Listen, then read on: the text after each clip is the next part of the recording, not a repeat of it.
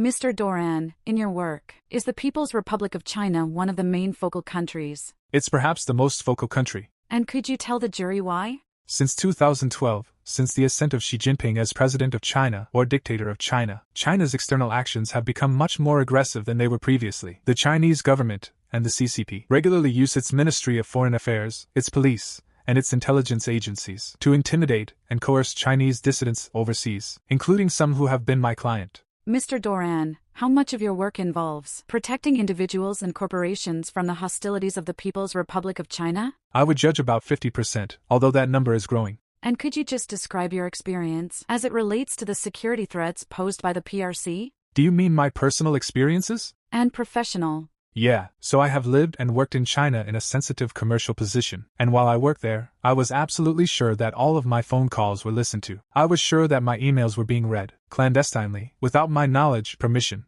I know that agents of the Chinese government from time to time entered my apartment while I wasn't there. There were signs that they'd been intruding, and they also tried to recruit me as a spy for the Ministry of State Security. Mr. Doran, does your experience also include training in the structure and operations of the Chinese Communist Party, which is the CCP? Yes, it does.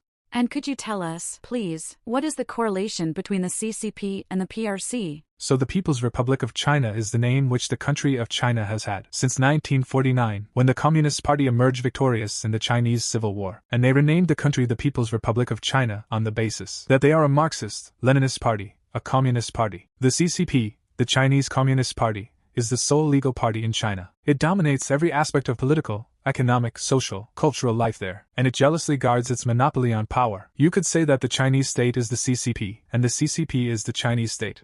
Mr. Doran, does your experience include the methods in which the PRC government targets its critiques? Yes. And what does that matter? Why does this matter in your line of work?